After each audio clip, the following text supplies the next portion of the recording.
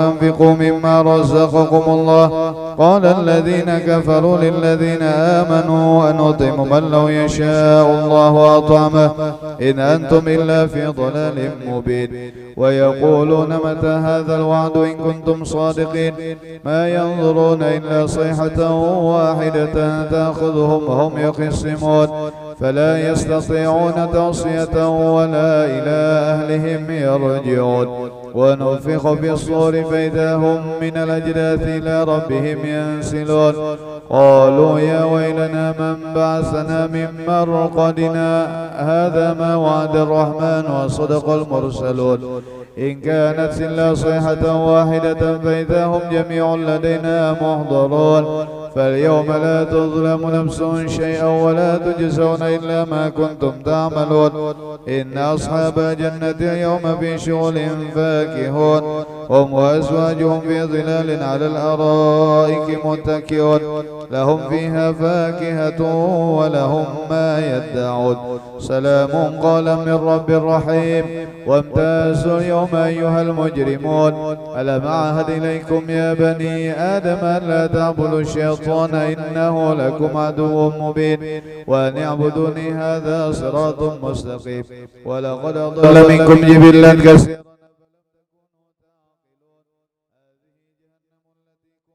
توعدون اصلوها اليوم بما كنتم تكفرون. اليوم نختم على أفواههم وتكلمنا أيديهم وتشهد أرجلهم بما كانوا يكسبون. ولو نشاء لطمسنا على أعينهم فاستبقوا الصراط فأنى يبصرون. ولو نشاء لمسخناهم على مكانتهم فما استطاعوا مضيا ولا يرجعون. ومن نعمره ننكسه في الخلق أفلا يعقلون. وما علمناه الشعر ما ينبغي له إن هو إلا ذكر وقرآن مبين لينذر من كان حيا ويحق القول على الكافرين. أولم يروا أنا خلقنا لهم مما عملت أيدينا أنعاما فهم لها مالكون وذللناها لهم فمنها ركوبهم منها يأكلون ولهم فيها منافع مشارب فلا يشكرون. واتخذوا من دون الله آلهة لعلهم ينصرون. لا يستطيعون نصرهم وهم لهم جند محضرون. فلا يحزنك قولهم إنا نعلم ما يسرون وما يعلنون. أولم ير الإنسان أنا خلقناه من نطفة فإذا هو خصيم مبين. وضرب لنا مثلا ونسي خلقه قال من يحيي العظام وهي رميم قل يحييها الذي أنشاها أول مرة وهو بكل خلق عليم. الذي جعل لكم من الشجر الأخضر نارا فإذا أنتم منه توقدون. أوليس الذي خلق السماوات والأرض بقادر على أن يخلق مثلهم بلى وهو الخلاق العليم. إنما أمره إذا أراد شيئا أن يقول له كن فيكون. فسبحان الذي بيده ملكوت كل شيء وإليه ترجعون. آمين يا رب العالمين. بسم الله الرحمن الرحيم. الحمد لله رب العالمين والصلاة والسلام على أشرف الأنبياء والمرسلين سيدنا ومولانا محمد وعلى آله وصحبه أجمعين. اللهم إنا نستحفظك ونستودعك دياننا وأنفسنا وأهلنا وأولادنا وأموالنا وكل شيء أعطيتنا. اللهم اجعلنا وإياهم في كنفك وأمانك وجوارك وعياذك من كل شيطان مريد وجبار عنيد وذي عين وذي بغي ومن شر كل ذي شر إنك على كل شيء قدير. اللهم جملنا بالعافية والسلامة وحققنا بالتقوى والاستقامة وأعذنا من موجبات الندامة يوم القيامة إنك سميع الدعاء. اللهم اغفر لنا ولوالدينا ولأولادنا ولمشايخنا ولإخواننا في الدين ولأصحابنا وأحبابنا ولمن أحبنا فيك ولمن أحسن إلينا وللمؤمنين والمؤمنات والمسلمين والمسلمات يا رب العالمين. وارزقنا كمال المتابعة له ظاهرا وباطنا في عافية وسلامة برحمتك يا أرحم الراحمين. وصل اللهم على عبدك ورسولك سيدنا محمد وعلى آله وصحبه وسلم. اللهم عافنا والمسلمين من بلائك ولا تفنا في قضائك ووسعنا شكر نعمائك وهب لنا ما وهبته لأوليائك واجعل خير أيامنا وأسعدها يوم لقائك حتى نلقاك وأنت راض عنا. اللهم استجب دعانا واشف مرضانا وارحم موتانا ويسر أمورنا واقض حاجاتنا والمسلمين. ربنا آتنا في الدنيا حسنة وفي الآخرة حسنة وقنا عذاب النار. ربنا تقبل منا إنك أنت السميع العليم وتب علينا إنك أنت التواب الرحيم. وصلى الله على سيدنا محمد وعلى آله وصحبه وسلم بفضل سبحان ربك رب العزة عما يصفون وسلام على المرسلين والحمد لله رب العالمين. استغفر الله العظيم استغفر الله العظيم استغفر الله العظيم. إلى حضرة النبي المصطفى صلى الله عليه وسلم وعلى آله وصحبه الكرام. بسم الله الرحمن الرحيم. شيخنا وأستاذنا ومعلمنا وذركوك علينا ثم خصوصا إلى روح الشيخ الإمام العارف بالله أبي زكريا يحيى بن شرف الدين النووي وصولي وبريها التلكنية وإلى حضرة النبي. الفاتحة. أعوذ بالله من الشيطان الرجيم. بسم الله الرحمن الرحيم. الحمد لله رب العالمين الرحمن الرحيم مالك يوم الدين. إياك نعبد وإياك نستعين اهدنا الصراط المستقيم صراط الذين أنعمت عليهم غير المغضوب عليهم ولا الضالين آمين. بسم الله الرحمن الرحيم. الحمد لله رب العالمين والصلاة والسلام على أشرف الأنبياء والمرسلين سيدنا ومولانا محمد وعلى آله وأصحابه أجمعين. سبحانك لا علم لنا إلا ما علمتنا إنك أنت العليم الحكيم. ولا حول ولا قوة إلا بالله العلي العظيم. إن أصدق الحديث كتاب الله وخير الهدي هدي سيدنا ونبينا محمد صلى الله عليه وسلم وشر الأمور محدثاتها وكل محدثة بدعة وكل بدعة ضلالة وكل ضلالة في النار. أما بعد. الحمد لله والشكر لله. Marilah kita bersama-sama memanjatkan rasa puji syukur kita kehadirat Allah Subhanahu wa taala yang mana dengan taufik dan hidayahnya serta ridha-Nya dan anugerahnya dan nikmat sehat afiat serta nikmat panjang umur yang Allah taala berikan kepada kita pada pagi hari ini diberikan kesempatan oleh Allah Subhanahu wa taala untuk berhadir, untuk bersilaturahmi, untuk berbagi ilmu agama di tempat yang mulia ini, fi baitin min buyutillah, di dalam satu buah rumah daripada beberapa rumah-rumah Allah Subhanahu wa taala, dalam rangka mengkaji hadis-hadis Nabi kita sallallahu alaihi wasallam, sunnah-sunnah Nabi kita sallallahu alaihi wasallam, warisan-warisan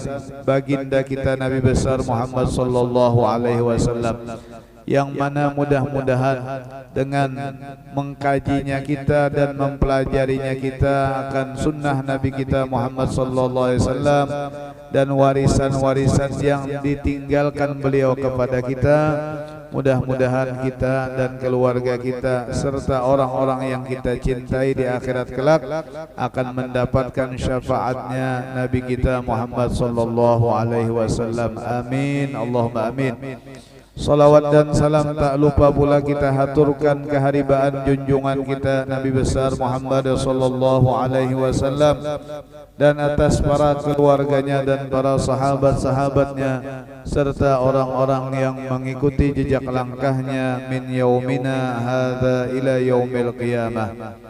Al-muhtaramun wal mukarramun, yang ulun hormati dan ulun muliakan, bapak-bapak, ibu-ibu, hadirin hadirat Majlis Ta'lim Masjid At-Taubah Sungai Sumba Banjarbaru yang dirahmati, yang dimuliakan oleh Allah Subhanahu wa taala.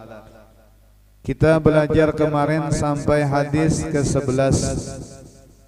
Wa bihi ilaihi qala wa an Abi Hurairah radhiyallahu anhu qala dan telah diriwayatkan dari sahabat Rasul yang bernama Sayyidina Abi Hurairah radhiyallahu an, beliau berkata, qala Rasulullah sallallahu alaihi wasallam, telah bersabda Nabi kita Muhammad sallallahu alaihi wasallam, sabda Rasulullah, salatul rajuli jama'atan tazidu ala salatihi fi suqihi wa baitihi bid'an wa 20 darajatan. Sembahyangnya seorang laki-laki atau seorang perempuan dengan keadaan berjamaah, yakni maksudnya mengerjakan sembahyang berjamaah itu di masjid Allah Subhanahu wa taala. Yang paling bagus itu di masjid. Atau mengerjakan sembahyang berjamaah misalkan di musalla atau di langgar-langgar. Semalam jar ulun ya kan, sekurang-kurang berjamaah itu terdiri dari imam dan makmum. Atau musalla yang ada di perkantoran, atau misalkan masjid-masjid yang ada di perkantoran misalnya pala. Nah itu jar Nabi kita keutamaannya sembahyangnya seseorang, ya kan, baik laki-laki atau perempuan dengan keadaan berjamaah di tempat yang sudah ulun sampaikan tadi, itu pahalanya dan ganjaran dan nilai derajatnya di sisi Allah Subhanahu wa taala melebihi pada sembahyangnya itu laki-laki atau perempuan fi suqihi, di pasarnya dalam keadaan sendirian, ya kah, di pertokoannya dalam keadaan sendirian, atau sembahyangnya di rumahnya dalam keadaan sendirian tanpa berjamaah, melebihi pahalanya itu berapa derajat? Kata Nabi kita, bid'an wa 20 darajatan, kurang lebih ya kah 27,5 derajat. Ada yang mengatakan begitu Pak, ada yang mengatakan 26 derajat riwayatnya, ada yang mengatakan 27 derajat. Lalu kita bertanya-tanya lawan Nabi kita nih, kenapa wahai Rasulullah sembahyang berjamaah di masjid, sembahyang berjamaah di musalla, sembahyang berjamaah di langgar-langgar itu nilai pahalanya lebih banyak dari sembahyang sendirian, baik itu seseorang sembahyang tadi di pasarnya, di pertokoannya atau di rumahnya, ya kan, sebesar setinggi nilai derajatnya tuh 25 derajat. Nah lalu ulama mencoba menjawabkan pertanyaan kita lawan Rasulullah, tapi lewat ulama menjawabkan Pak, kenapa sembahyang berjamaah itu kata ulama melebihi sembahyang sendirian pahalanya senilai 27 derajat.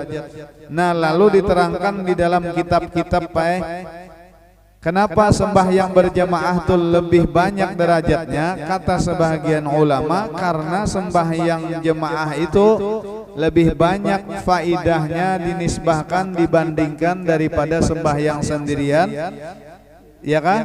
Sampai-sampai Rasulullah mengatakan 25 derajat. Satu jar ulama yang pertama, di sembahyang berjamaah itu pertama ya kah, orang yang hendak mengerjakan sembahyang berjamaah itu ketika ia mau melaksanakan sembahyang berjamaah, ia terlebih dahulu menjawab kumandang azan yang dikumandangkan seseorang muadzin, baik itu di masjid atau di musalla. Jadi Allahu Akbar, Allahu Akbar. Nah nilainya dulu pertama orang berjemaah tuh menyahuti jurang bahari, menjawab ya kah apa yang telah dikumandangkan muadzin, lapas-lapas yang dikumandangkan muadzin itu satu dulu kalau orang hendak berjemaah.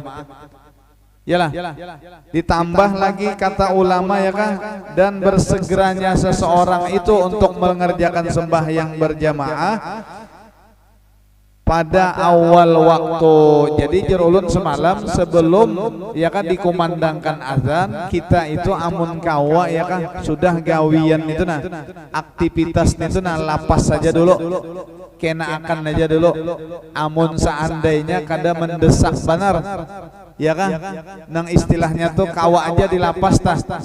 Nah, karena itu kita kan dulu di awal waktu dulu kita mengambil air wudhu di rumah, besongsong ke masjid, ya ulama kemudian melangkahkan kaki ke masjid dengan tenang, ya kah, dengan khusyuk. Setelah itu mendengar kumandang azan, Allahu Akbar, Allahu Akbar, lalu kan nang hendak berjamaah ini pasti menyahut atau menjawab. Itu dulu keutamanya. Kalau orang sembahyang sendirian Pak, kededa menyahuti dan menjawab azan itu kededa.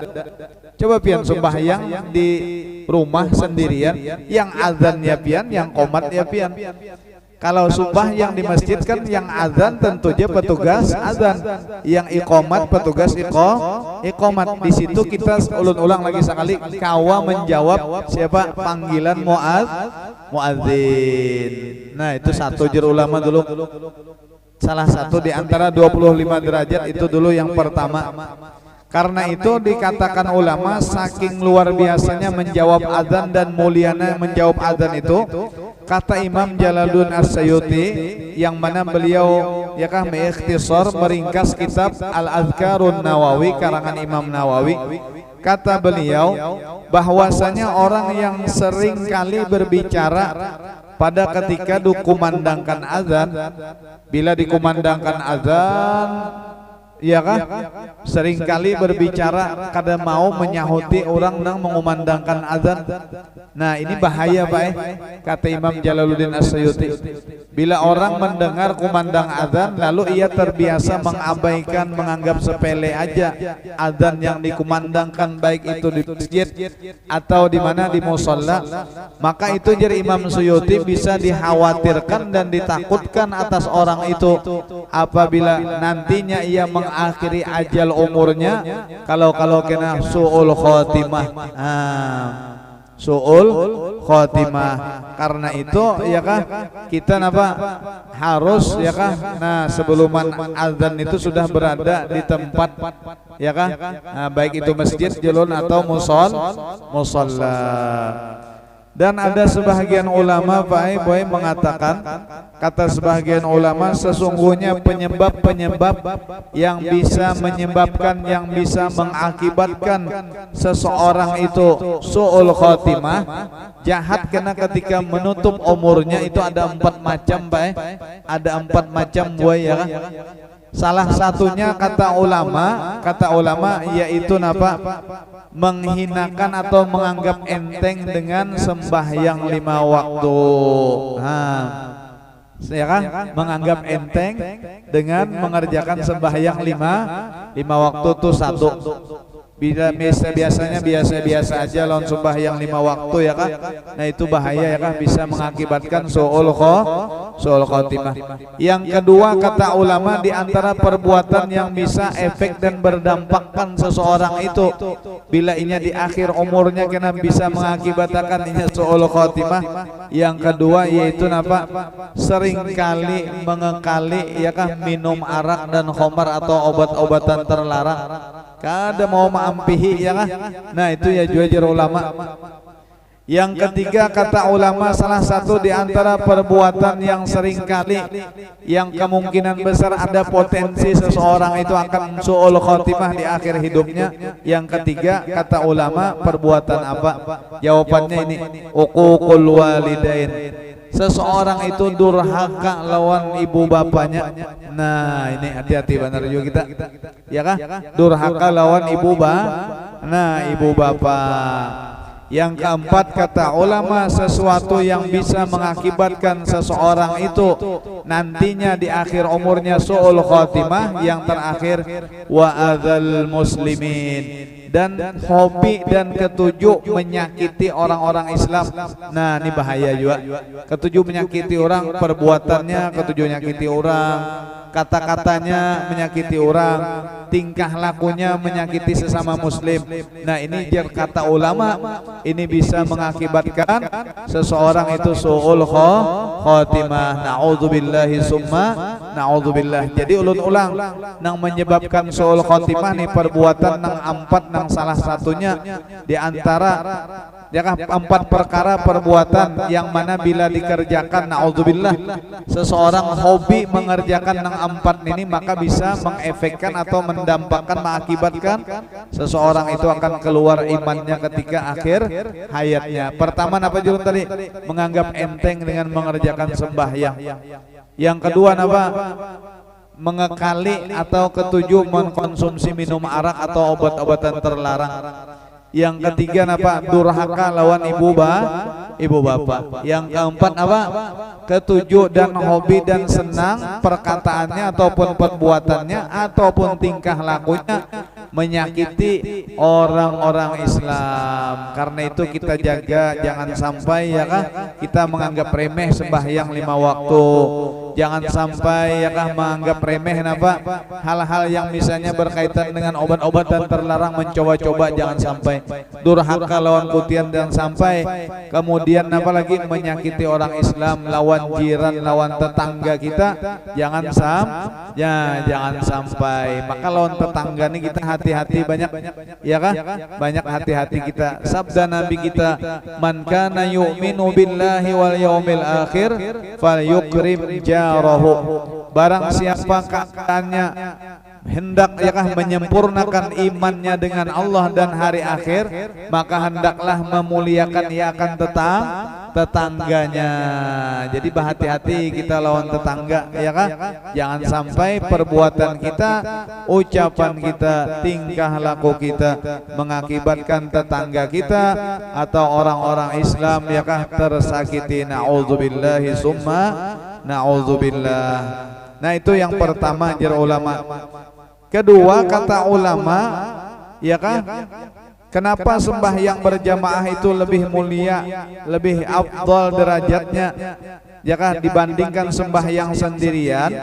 Yang kedua kata ulama, seseorang itu ketika hendak masjid ia membaca doa ketika hendak masuk masjid ya kan, bismillahirrahmanirrahim, Allahumma ftahli ya kan abwaabas Allahumma ftahli abwaab rahmatika, ya Allah bukakan olehmu ya kah pintu-pintu rahmat pian. Kan ketika hendak masjidnya hendak masuk ke masjid pakai doa kalau nah itu tak yang kedua juga ulama berdoa, kemudian pas berdoa lalu inya melaksanakan sembahyang tahiyatul masjid seluruhnya. Inya berdoa hendak masuk masjid melaksanakan sembahyang tahiyatul masjid, tujuannya kada lain jar ulama yang kedua ini kecuali hanya hendak melaksanakan sembahyang berjamaah. Nah berjamaah itu keduanya sampai 25 Pak ulama menjawab akan kenapa sembahyang berjamaah itu lebih afdal, lebih mulia derajatnya di sisi Allah ini yang kedua. Yang ketiga kata ulama, kenapa sembahyang berjamaah di masjid itu lebih afdal, lebih mulia derajatnya dinisbahkan sembahyang sendirian? Karena jar ulama seseorang itu bila berada di masjid, seseorang itu menunggu jamaah, menunggu dilaksanakannya berjamaah. Kemudian ketika ia menunggu sembahyang berjamaah setelah dikumandangkan azan sholat qobliyah, lalu ia menunggu imam. Kadang-kadang kan di masjid itu ada dibatasi waktu. Setelah azan lalu al-iqamah jar 10 menit jar berkurang jadi 9 menit, berkurang jadi 8 menit. Nah kan menunggu ya karena bebacaan. Nah ketika itunya menunggu sembahyang berjamaah maka inya dicatat sama pahala lawan sembahyang berjamaah baik. Kemudian malaikat-malaikat Allah memintakan ampun dan menyaksikan bagi orang itu adalah orang yang diampuni Allah Subhanahu wa taala. Ini yang ketiga kata ulama. Kalau sembahyang sendirian baik kededa menunggu tuh kededa komat sudah coba pian sembahyang sendirian di rumah, sembahyang Allahu Akbar ya kan. Kemudian apa sembahyang qobliyah langsung komat kededa yang hendak menunggu jamaah. Kalau kita kan nunggu imam dulu, nunggu teman-teman yang masih ada misalnya berwudu, yang masih melangkahkan kakinya ke masjid kan ada berhadangan yang kita. Yang keempat kata ulama ya kah? Yang keempat karena disembah yang berjamaah itu seseorang ya kah mampu menjawab iqamat. Nah, iqamat ketika diiqamatkan ya kah? Ada di situ jawaban untuk iqamat. Kan jawaban iqamat tahu jawab ya? Allahu Akbar, Allahu Akbar. Kita Allahu Akbar juga jawabnya. Asyhadu an la ilaha illallah wa asyhadu anna Muhammadar Rasulullah. Kita jawab asyhadu an la ilaha illallah wa asyhadu anna Muhammadar Rasulullah. Lalu jer muadzin nih, jer Bilal nih. Ya kah? Hayya 'alas salati, hayya 'alal falah. Kita menjawab la haula wala quwata illa billahil aliyil azim. Qad qamatis salatu, qad qamatis salah. Kita menjawab aqamahallahu wa adamaha wa ja'alani min salihi ahliha. Itu jawabannya. Ketika qad qamatis salatu, qad qamatis salah, kita menjawab disunnahkan aqamahallahu wa adamaha wa ja'alani min salihi ahliha. Itu jawabannya. Ya kan? Jangan berdiam kena. Ya kan? Disahuti. Ya hanya Allahu Akbar, Allahu Akbar. Jawabannya Allahu Akbar, Allahu Akbar. Lalu la ilaha illallah, la ilaha illallah juga. Ada kada sembah yang berjamaah tuh kita menjawab ya kah Bilal ketika iqamat ada. Itu nang keberapa kata ulama? Keempat. Yang kelima, kelebihan sembahyang berjamaah ini kata ulama selamatnya seseorang yang mengerjakan sembahyang berjamaah dari bujuk rayu syaitan. Kenapa gerang? Karena syaitan itu menghindar dan berlari ketika diiqamatkannya sembahyang. Nah, jadi ketika diiqamatkannya sembahyang di masjid atau di musalla, syaitan itu berjauhan. Kadang mendekati lagi ya kan, berjauhan. Itu pulang kelebihannya kata ulama. Yang keberapa itu? Yang kelima.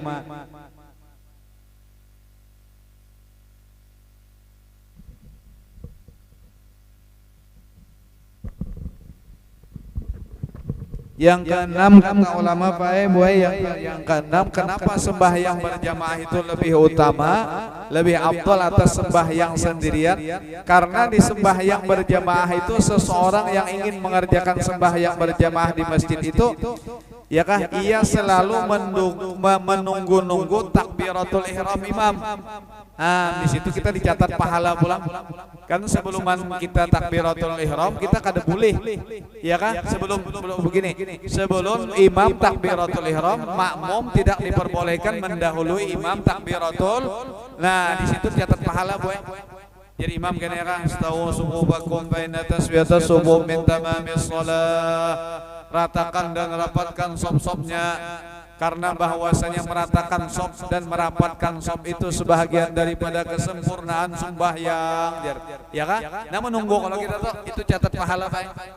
Nah, itu satu kelebihan. Paham lah kira-kira lah. Nah, itu. Ya kan? Kemudian setelah menunggu takbiratul ihram dan di samping itu kita mengimbai dan menyertai takbiratul ihram bersama imam. Di situ pahalanya luar biasa. Ketika imam takbiratul ihram selesai, kita langsung aja takbiratul ihram. Kalau sembahyang sendirian kededa ini Pak, enggak ada ini. Ya kan, sudah angkat takbir enggak ada nunggu imam, enggak ada ya kan, mengangkat takbir setelah takbiratul ihram imam enggak ada Pak, enggak ada Pak ini, enggak ada. Itu yang keberapa kata ulama? Itu yang keenam. Yang ketujuh kata ulama, dan meratakannya seseorang yang sembahyang berjamaah itu akan barisan-barisan saf, dan menutupnya ia akan ya kan kerenggangan-kerenggangan yang ada di saf itu. Coba kalau sembahyang sendirian tidak ada yang meratakan saf itu, tidak ada, atau mengisi kekosongan yang ada celah-celah yang kosong di saf depan yang belum terisi, tidak ada juga. Tidak ada. Jujur pala. Itu yang keberapa kata ulama? Yang keenam. Ya kah? Yang ketujuh itu. Yang kedelapan kata ulama, di sembahyang berjamaah ini ada kita menjawab ucapan imam. Jadi imam kena setelah ruku, sami Allahu liman hamidah. Ya kah? Kita menjawab Rabbana walakal. Nah, Rabbana walakal hamdu itu yang keberapa? Yang kedelapan. Yang kesembilan, sembahyang berjamaah itu kelebihannya dibandingkan sembahyang sendiri. Kenapa jadi sebab sampai 25 derajat? Yang kesembilan kata ulama, apabila seseorang sembahyang berjamaah itu kelebihannya, kebiasaannya ya kan selamat dan aman daripada kelupaan, selamat dan aman daripada kelupaan. Kalau sembahyang sendiri Pak ya kan bisa kemungkinan ada lupa. Ya coba berjemaah ya kan jarang kita tuh ada kelupaan ya kan kita ingat dan fokus benar kadang-kadang di rakaat tuh. Betul Pak? Nah, itu sembahyang berjemaah yang keberapa? Yang ke-9. Yang ke-10 kata ulama, kelebihan sembahyang berjamaah itu apabila imam itu lupa, maka makmum kena ya kah bisa mengingatkan imam. Di situ catat pahala juga. Imam kelupaan tahiyat awal ya kah atau tertambahi rakaat yang misalnya sembahyang subuh 2 rakaat jadi 3 rakaat, di situ makmum mengingatkan imam. Ya kan mengingatkan imam dengan kata dengan ucapan subhanallah, catat juga pahalanya itu yang keberapa? Yang ke-10 kata ulama. Kemudian kelebihan sembahyang berjamaah itu yang ke-11 ada di sembahyang berjamaah itu kata ulama hasilnya dan adanya rasa khusyuknya kita di dalam hati. Kalau kita sembahyang di masjid atau di langgar itu ada rasa khusyuk itu nyaman tuh ada. Ya kalau apalagi imamnya bagus suaranya ya kan, makhraj hurufnya bagus, ya kan ditambah sound systemnya bagus misalnya, mantap lagi, masjidnya pulang bersih misalnya, ditambah AC yang full AC misalnya ya lah, nah nyaman benar. Kalau sembahyang sendirian ini potensi kada khusyuk tuh banyak Pak ya lah, nah itu. Itu yang ke-11. Yang ke-12 kata ulama palah wasalamatu mimma yulhi ghaliban, dan selamat sembahyang berjamaah itu daripada sesuatu yang mengalihkan konsentrasi kita. Ya kan kalau sembahyang berjamaah itu kan kita masjid kan tidak ada suara bising, tidak ada suara gaduh. Iyalah. Kalau kita sembahyang kadang-kadang bisa aja kena HP berbunyi.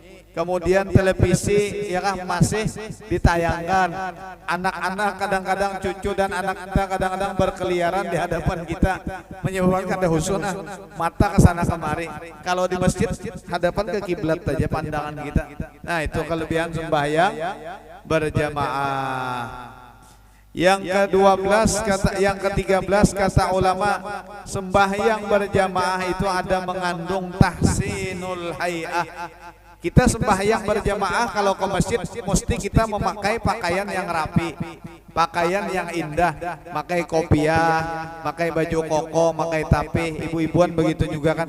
Coba lihat kalau bapak yang sendiri kadang-kadang pakai baju kaos, kadang-kadang pakai selawar katok ke sini aja, yalah. Kadang-kadang bisa ketemu baju sembahyangnya, betul? Yalah. Kalau kita ke masjid pasti kita dengan apa? Nah, rapi itu dihitung pahala juga, Pak. Yang ke-14 kata ulama, dan mengelilinginya dan menaunginya para malaikat-malaikat Allah dengan orang yang mengerjakan sembahyang berjamaah. Itu yang ke-14.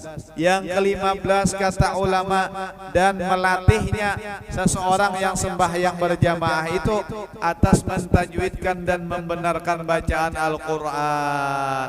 Yalah, terutama imamnya nih. Imamnya dulu ya kan bujur-bujur bacaan tajwidnya dulu, mulai Al-Fatihahnya bujur-bujur ya kan, kemudian surahnya bujur-bujur kan gitu. Makmum kena belajar tajwid Al-Quran, tajwid bacaan Al-Quran sama imam sama siapa misalnya petugas sembahyang lima waktu. Kalau sembahyang sendiri bisa aja bacaan kita salah Pak. Tapi kalau kita imaman di masjid, betul? Imamnya fasih, ijazah Fatihahnya benar, bacaan Fatihahnya benar. Nah di sini kelebihannya. Kalau kita sendirian kita nggak tahu bacaan kita, rasa kita benar terus. Iyalah, betul lah. Nah itu. Kemudian kata ulama yang ke-16, kelebihan sembahyang berjamaah itu diantaranya makmum yang ikut sembahyang berjamaah itu mampu mempelajari rukun-rukun sembahyang dan syarat-syarat sembahyang. Ketika ada di masjid, kena saling berkomunikasi lawan imam yang ada di masjid, ya kan, sambil belajar rukun sembahyang. Ya kah? Mamam jar ya kan baca Fatihah tu rukunkah kadakah rukun jar imam.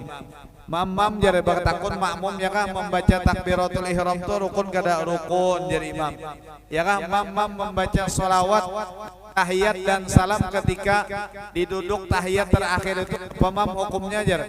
Itu wajib jar imam, itu rukun di imam. Ham tahu kalau coba mensumbahyang sorongonan aja karena tahu yang mana rukun, yang mana sunat abad, yang mana sunat hayat, yang mana makruhat yang dimakruhkan di dalam sembahyang, yang mana istilahnya yang tidak dibolehkan dalam sembahyang. Dengan sembahyang berjamaah kita tahu hal-hal ilmu-ilmu yang berkaitan dengan tata cara sembahyang, kata ulama itu. Itu yang keberapa Pak? Yang ke-16. Yang ke-17 kata ulama di dalam sembahyang berjamaah ini ada menzahirkan dan menampakkan syiar agama Islam. Bujur? Kalau kita sembahyang melangkahkan kaki kita dari rumah kita ke masjid, di situ ada sedikit syiar Islam. Ya kan? Menghidupkan syiar Islam. Kalau sembahyang di rumah itu tidak ada syiar Islamnya. Bagus banget pian ya kah? Ya mudah-mudahan kita diberikan taufik dan hidayah aja. Kawa konsisten menjaga sembahyang 5 waktu berjamaah. Yang ke-18 kata ulama ya kah? Yaitu apa? Dan menghinakan syaitan dengan sebab berkumpulnya kita atas mengerjakan ibadah. Dengan kita bersama-sama mengerjakan sembahyang berjamaah, di situ kita ada ya kan menghinakan dan merendahkan syaitan. Di situ kan ada membangun kekuatan ya kan, satu sama lain, hati kita bersatu padu ya kan. Susah untuk napa digoda dan dibuyuk melalui syaitan. Coba kita sembahyang sendiri, nah macam-macam nang masukan. Itu baik. Kelebihan sembahyang berjamaah ke-18. Ke-19 di dalam sembahyang berjamaah itu ada mengandung saling tolong menolong dalam mengerjakan taat ibadat. Bujur ya kan? Mengumandangkan adzan saling bertolongan petugas, mengomatkan adzan petugas, mengimami ya kan ada imamnya, ya kan saling bertolong menolongan, kemudian mengampar sejadahnya, mengampar hambanya, mengampar tempat sujudnya, menghidupi lampu seterusnya. Ada mengandung tolong menolong. Coba sembahyang sendirian tidak ada nengaran sosial tuh ada. Sosial kepada sesama tuh ada. Betul lah. Nah, itu. Kemudian yang ke-20 kata ulama, dan semangatnya orang yang malas ketika mengerjakan sembahyang berjamaah. Kita berjamaah itu jadi sebab menyebabkan rajin, baik. Kalau sendirian Pak malas malah. Nah, itu. Itu yang ke-20. Yang ke-21 kata ulama ya kan, kelebihan sembahyang berjamaah itu menyelamatkan daripada sifat kemunafikan dan daripada berburuk sangka dengan seseorang bahwasanya ia meninggalkan sembahyang. Kan dengan kita mengerjakan sembahyang kita kan kau tahu, oh berarti orang ini ya kan bagus berarti. Nah, sembahyang berjamaah ini menunjukkan orangnya bujur-bujur, iman Islamnya sempurna bujur. Di situ tidak ada kecurigaan kita satu sama lain dengan tetangga kita ya kan, apakah orang ini munafik atau kada dengan berjamaah ini. Ya kan? Kan nyaman kita. Kayak itu. Itu yang keberapa? Yang ke-21. Yang ke-22, dan meniatkan menjawab salam atas imam. Assalamualaikum warahmatullahi. Nah, maka kita kena berniat ya kah, yang berada di pihak kanan imam berniat menjawab salam imam ya kah, ketika kena di kiri ya kan, nyamanu di kiri, yang di kanan niat napa sama siapa menjawab salam imam ya kah, pokoknya niat menjawab salam imam, posisinya tuh nah niat menjawab salam imam. Kalau sembahyang sendiri tidak ada niat menjawab salam imam. Bapak-bapak, ibu-ibu yang dirahmati oleh Allah Subhanahu wa taala. Yang ke-23 kata ulama, dan bisanya kita mengambil manfaat apabila mengerjakan sembahyang berjamaah dengan sebab berkumpulnya kita atas berdoa dan berzikir. Lihat, kita berdoa sama-sama memohon kepada Allah Subhanahu wa taala, ya kan? Nah, kalau kita meminta doa imam, meminta doa yang lain. Tapi kalau kita sembahyang sendirian, bisa doanya kadang-kadang Robbana atina aja atau Robbana taqabbal minna. Enggak hafal, Pak, yalah. Misalnya setelah itu yang keberapa? Yang ketiga. Yang ke-23. Yang ke-24, dan kembalinya keberkahan pahala orang yang sempurna atas sembahyang orang yang kurang. Ada yang sembahyang di sebelah kita nih, nah khusyuk, kita misalkan kada khusyuk. Nah, nang khusyuk ini kena memberikan keberkahan pahala lawan nang kada khusyuk. Nah, itu hebatnya sembahyang berjamaah ini. Yang ke-25, dan terlaksananya ya kah aturan berkasih sayangan sesama tetangga dan kaum muslimin dan muslimat. Itulah 25. Karena apa sebabnya? Jar Nabi kita sembahyang 5 waktu itu berjamaah lebih afdal dengan sembahyang sendirian dengan 25 derajat. Ingat ya, kalau biar kena ada aja YouTube-nya diulangi, kena ya kan, sambil diulangi ya kah. Nah, bapak-bapak, ibu-ibu, hadirin hadirat yang dirahmati oleh Allah Subhanahu wa taala. Wadzalika, dan yang demikian itu jar Nabi kita, anna ahadahum, bahwasanya salah satu di antara mereka, idza tawaddaa, apabila ia berwudu, fa ahsanal wudu'a, maka ia menyempurnakan akan wudunya, summa atal masjidah, kemudian ia mendatangi masjid, la yuridu illa shalah, tidaklah menghendaki ia kecuali hanya sembahyang, la yanhazuhu illa shalah, tidaklah menggerakkan akannya itu kecuali hanya sembahyang, lam yakhtu khutwatan, tidaklah ia melangkahkan akan satu langkah kakinya, kata Rasulullah ketika hendak melaksanakan sembahyang berjamaah, illa rufi'a lahu biha darajah, melainkan diangkat bagi itu orang dengan sebab satu langkahnya tadi satu kemuliaan, satu tingkatan dan kemuliaan di sisi Allah.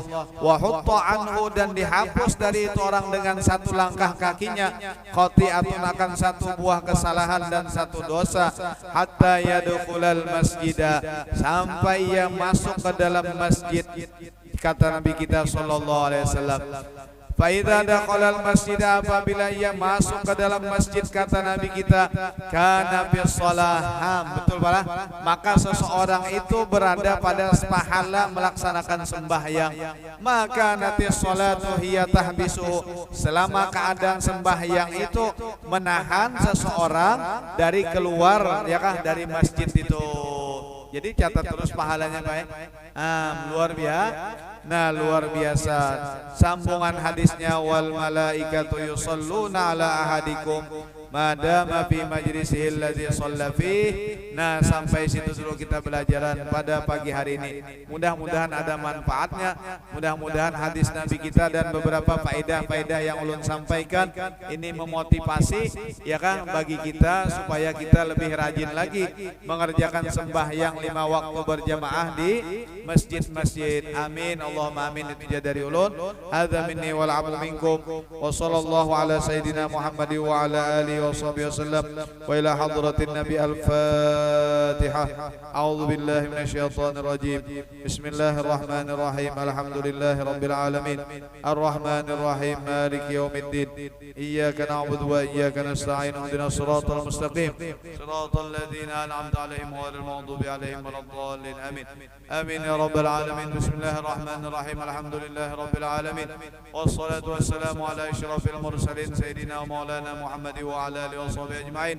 Allahumma anfa'na bima 'allamtana wa 'allimna ma yanfa'una wa zidna ilma.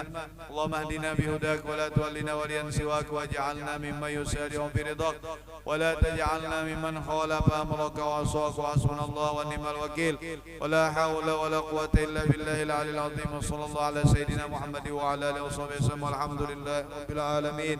Subhanakallahumma bihamdika asyhadu an la ilaha illa anta astaghfiruka wa atubu ilaika. Ma sya Allah, la hawla wa la quwwata illa billahil 'aliyyil 'azim.